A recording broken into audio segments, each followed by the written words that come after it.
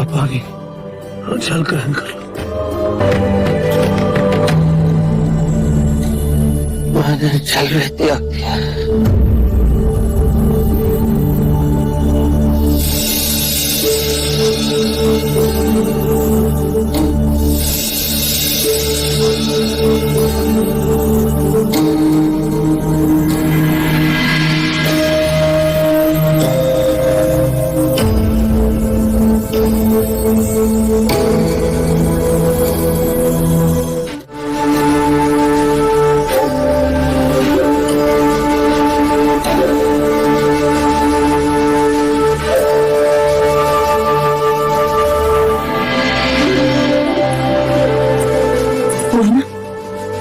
वही जोगी है जो इतने जीवन से भरे थे। उनके एक साथी तपस्वी को मैंने ये कहते सुना कि उन्होंने कई दिनों से पानी तक नहीं पिया है। हे ईश्वर, ये कैसी तपस्या है जो पानी से मेहरबान है। सिद्धार्थ बहुत दुर्बल हो गए, बड़ी कठिनाई से तो चल पाते हैं। तपस्या और कोई नहीं कर सकता। अब तो बस यही प्रार्थना है उसे मुक्ति का मार्ग मिल जाए। सिद्धार्थ मुक्ति के द्वार के समीप ही है। इतने कठिन तपश्चर्या से उसके मन से जो पुकार उठेगी वो आकाश का सीना भेद के रख देगी।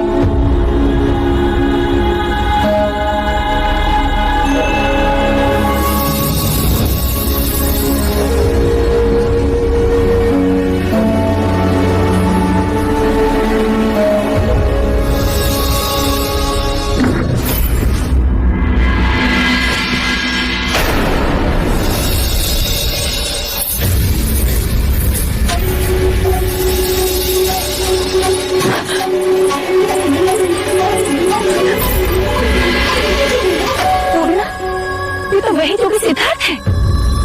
पानी लेके आओ।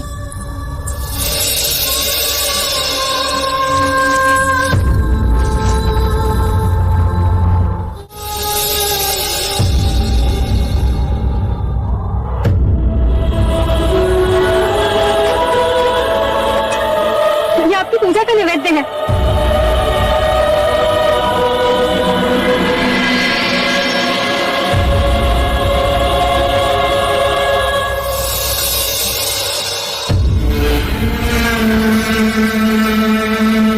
जब आप यहाँ आए तो कितने ओजस्वी थे। क्या खोज रहे हैं? इसके कारण आपकी ये दुर्दशा हो गई।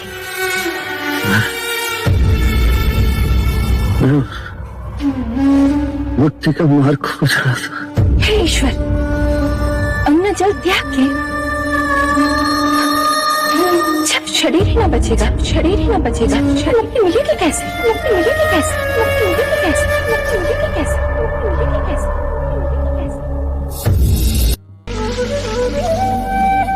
शरीर को सुखा मैंने केवल अपना ही घात किया। यदि परम सत्य मुझे मिलेगा तो शरीर के साथ ही मिलेगा, ना कि उसे सुखा और गला कर। जिस बात को बड़े बड़े गुणी ज्ञानी ना समझा सके वो सहज एक गांव की अज्ञानी सुजाता ने समझा दी।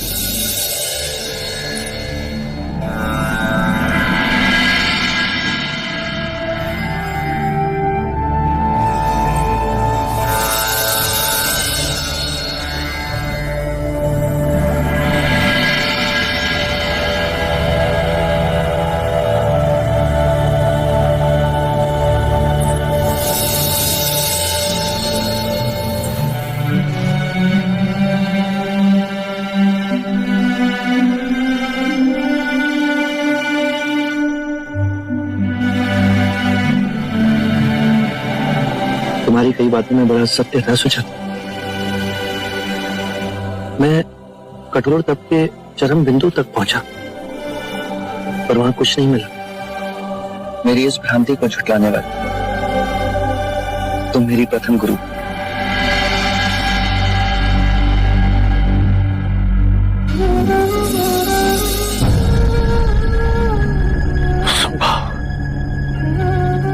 सिद्धार्था ने तपश्चर्या छोड़ दी कि उनका मनोबल इतना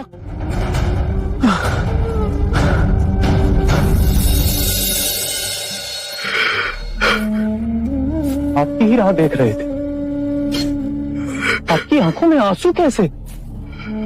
जिस पे भरोसा कर अपने प्राणों की आहुति देने हम सब चले थे, वही अपने पद से टिक गया।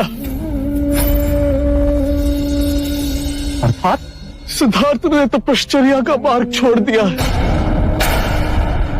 मैंने स्वयं अपनी आंखों से उसे भोजन करते हुए देखा। जिसके भरोसे हम अपना सब छोड़ के आए, जिसे अपना मार्गदर्शक समझा, वही दिशाहीन हो गया। ये भी तो हो सकता है ये मार्ग ही गलत था। हम गलत साधना कर रहे थे। एक ने प्रण तोड़ा तो बुरे विचार उपजने लगे। गुरुदेव अति शीघ्र यहाँ से निकलते हैं। आज भद्रिका को विचार आया, कहीं ऐसा ना हो कि सिद्धार्थ की संगत में पड़कर हम सब पथभ्रष्ट हो जाएं। हाँ, संगत का प्रभाव पड़ता है। मैं सिद्धार्थ को छोड़कर जाने का आह्वान करता हूं। जिसे मेरे साथ चलना है वो चले।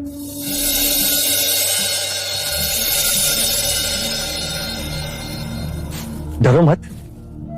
ये घास लिए कहाँ जा रहे हो? अपनी भैंसों के लिए। नहीं, मैं छोटी जाति का हूँ, अछूत हूँ। अगर आप मुझे छुएंगे तो आप अपवित्र हो जाएंगे। नहीं, तुम्हारे छूने से मैं अपवित्र नहीं हो सकता। मेरा नाम सिद्धार्थ। तुम कौन हो? मैं स्वस्ति हूँ। आप सन्यासी हैं? हाँ, इस वृक्ष के नीचे बैठ मैं साधना करूंगा। मैं इस कुशागार से आपके लिए आसन बना दूं? अवश्य। इस आसन पर बैठ मुझे प्रसन्नता होगी।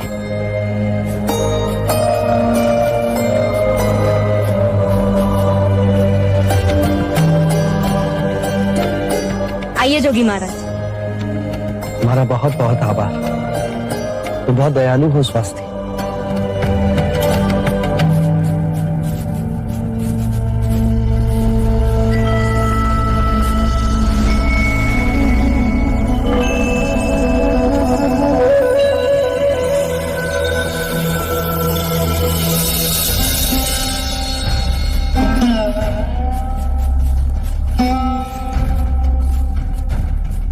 सिद्धार्थ, हमें जाने की आज्ञा दीजिए। आपका साथ यही तक नियत था। आप मेरे जीवन के कठिन मोड़ पे आए और अब जाने के लिए कह रहे हैं। जाने का कारण तुम ही हो सिद्धार्थ। जिस सिद्धार्थ को मैंने अपना ज्ञान दिया, अपना गुरु भाई, फिर अपना गुरु माना, अब तो वो कहाँ है? मनुष्य कितनी अवस्थाओं से इस एक ही जीवन में परिवर्तित होता है। बाल अवस्था से परिवर्तित हो उसका रूपांतरण युवा अवस्था में होता है, और युवा अवस्था परिवर्तित हो प्रौढ़ अवस्था आती है। ये प्रकृति के नियम की बात है। तो फिर हम प्रकृति के नियमों से भिन्न कैसे हो? हमारे अंतर और बाहर प्रकृति के नियम है। पुरुषार्थ तो कुछ है ना, अपने वचन पर अडिग रहने का मूल्य तो कुछ है ना। तुम्हारा ये पतन देखकर मुझे बहुत पीड़ा हो रही है। तुम पथ भ्रष्ट हो गए हो सिद्धार्थ। उस पथ का परीक्षण कर। क्या उस पथ पर चलने का साहस समाप्त हो गया? यदि ये सांसारिक जीवन की अभिलाषा थी तो क्यों त्यागा घर द्वार? क्यों त्यागा यशोधरा? अपने पुत्र से क्यों विमुख हो गए? तुम तो संसार को मुक्ति के मार्ग की ओर ले जाने के लिए उठे थे। 6 वर्ष की खोज, कठिन तपश्चर्या, उस मार्ग में तुम्हारे पैर लड़खड़ा गए। अपने उद्देश्य से इतनी जल्दी मत डिग जाओ। अपने सिद्धांत यूं ना गवा दो।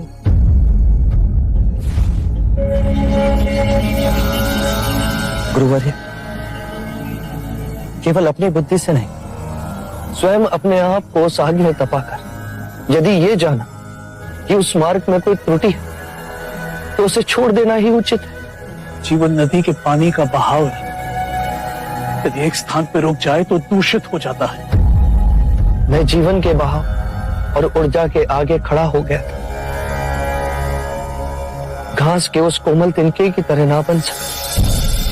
जो हवा के बहाव के साथ बहता है पर अपनी मिट्टी से नहीं उखाड़ा जा सकता।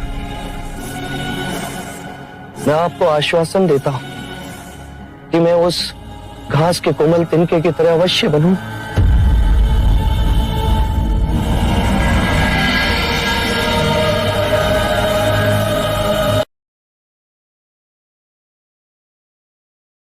यह कहानी सिद्धार्थ के जीवन की एक महत्वपूर्ण घटना को दर्शाती है, जब उन्होंने राजकुमार होने के बावजूद संसार के मोह से दूर होकर सत्य और मोक्ष की खोज में तपस्या का मार्ग अपनाया। इस घटना ने उनकी यात्रा को एक नई दिशा दी और उन्हें गौतम बुद्ध बना दिया। इस कहानी के पहले अध्याय में हम जानेंगे कि कैसे सिद्धार्थ ने अपने राजसी जीवन को छोड़कर तपस्वी बनने का निश्चय किया। पहला अध्याय, अदृश्य खिंचाव। सिद्धार्थ एक ऐसे राजकुमार थे जिनके पास सब कुछ था, ऐश्वर्य, परिवार, पत्नी, संतान। परंतु उनके हृदय में एक अजीब सा खिंचाव था जो उन्हें सांसारिक सुखों से दूर कर रहा था। उनकी अंतरात्मा में एक ऐसी बेचैनी थी जिसका समाधान उनके पास नहीं था। महल में रहते हुए उन्होंने कभी भी दुख और कष्ट को अपनी आंखों से नहीं देखा था, लेकिन एक दिन उनके जीवन में एक परिवर्तन आया। एक सुबह सिद्धार्थ महल के बाहर नगर भ्रमण पर निकले। वहां उन्होंने वृद्धावस्था, रोग और मृत्यु को पहली बार देखा। वृद्ध की झुकी हुई कमर, रोगी की पीड़ा और एक मृतक की चिता ने उनके मन में अनेक प्रश्न उत्पन्न किए। उन्होंने सोचा, क्यों मनुष्य इन सब दुखों का सामना करता है? क्या कोई ऐसा मार्ग है जिससे सभी इन दुखों से मुक्त हो सकें? महल लौटने पर उनके मन में कोई शांति नहीं थी। उनके पिता शुद्धोधन ने उन्हें रोकने का हर संभव प्रयास किया, क्योंकि उन्हें डर था कि उनका पुत्र संसार के दुखों को समझकर सब कुछ त्याग देगा। लेकिन सिद्धार्थ का मन अब इन बातों से परे जा चुका था। उनके हृदय में सत्य की खोज की प्रबल इच्छा थी। रात के अंधेरे में सिद्धार्थ ने महल के भीतर गहरे विचारों में डूबते हुए अंतिम निर्णय लिया। उन्होंने सोचा, मैं इस जीवन का अर्थ खोजने के लिए निकला हूं। इस संसार के दुखों का समाधान तभी मिलेगा जब मैं स्वयं इन सब को समझूंगा और अनुभव करूंगा। और उसी रात उन्होंने अपने परिवार और राजपाट को छोड़कर चुपचाप महल से बाहर निकल गए। सिद्धार्थ के इस निश्चय और उनके तपस्वी बनने के मार्ग पर चलने की यह कहानी हमें इस सत्य की ओर ले जाती है कि जब मनुष्य के भीतर जिज्ञासा की आग जलती है तो वह संसार की सभी सीमाओं को पार कर सकता है। दूसरा अध्याय, कठिन तपस्या की राह। सिद्धार्थ के महल छोड़ने के बाद का जीवन एक असाधारण संघर्ष की कहानी है।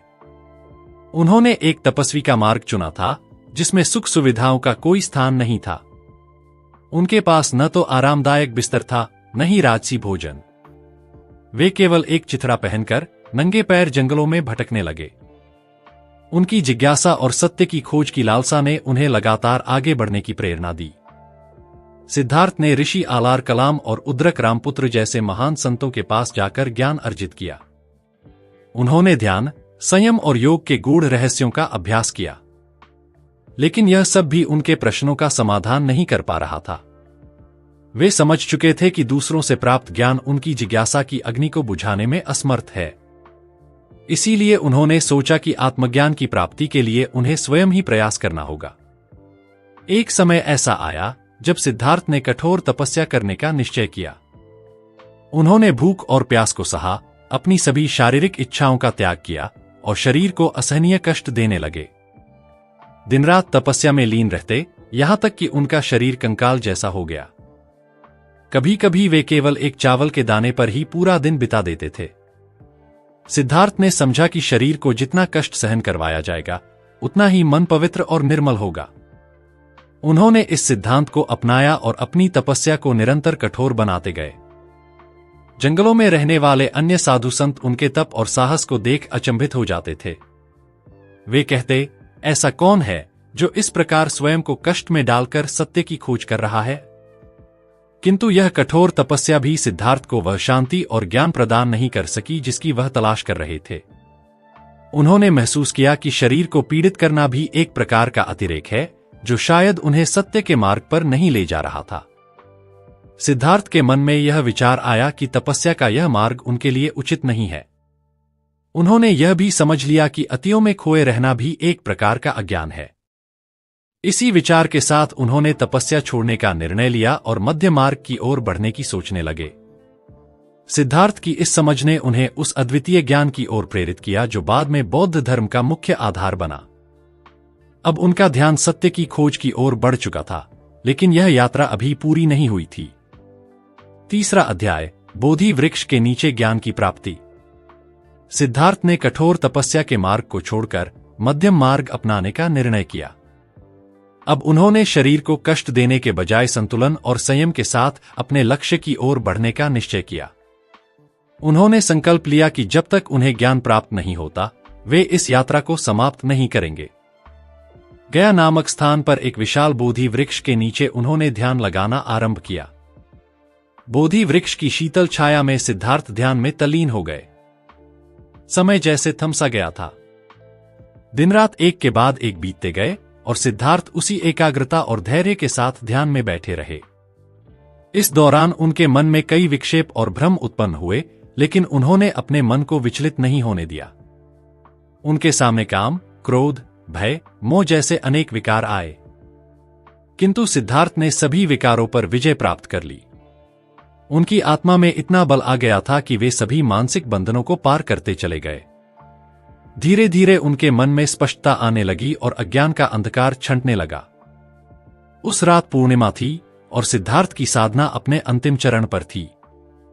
कहते हैं कि उस रात सिद्धार्थ के भीतर एक दिव्य प्रकाश का संचार हुआ। उन्हें साक्षात्कार हुआ कि संसार का सारा दुख मनुष्य की अज्ञानता और उसकी इच्छाओं से उपजता है। उन्होंने 4 आर्य सत्यों का ज्ञान प्राप्त किया, जिनमें संसार के दुखों का कारण और उनसे मुक्ति का मार्ग बताया गया था। इसी क्षण सिद्धार्थ को बुद्ध की उपाधि मिली, जिसका अर्थ है जागृत या वह जिसने ज्ञान प्राप्त कर लिया। बुद्ध ने जाना कि जीवन का रहस्य यह नहीं है कि हम संसार से भागें या उसे अत्यधिक भोगें, बल्कि जीवन का वास्तविक अर्थ तब समझ में आता है जब हम संतुलन में रहकर इसे जीते हैं और अपनी इच्छाओं पर नियंत्रण रखते हैं। उनके इस ज्ञान ने बौद्ध धर्म के सिद्धांतों की नींव रखी। बोधि वृक्ष के नीचे प्राप्त इस ज्ञान ने सिद्धार्थ को गौतम बुद्ध बना दिया। अब वह केवल एक तपस्वी या साधक नहीं, बल्कि संपूर्ण मानवता के मार्गदर्शक बन चुके थे। उनकी शिक्षाओं ने अनगिनत लोगों को जीवन में सुख शांति की ओर प्रेरित किया और यही ज्ञान आज भी लोगों के जीवन को रोशन कर रहा है। सिद्धार्थ के इस आत्म साक्षात्कार की यात्रा यही समाप्त होती है, लेकिन उनके द्वारा प्राप्त ज्ञान और उनकी शिक्षाएं अनंत काल तक मानवता को सत्य, करुणा और शांति की ओर प्रेरित करती रहेंगी।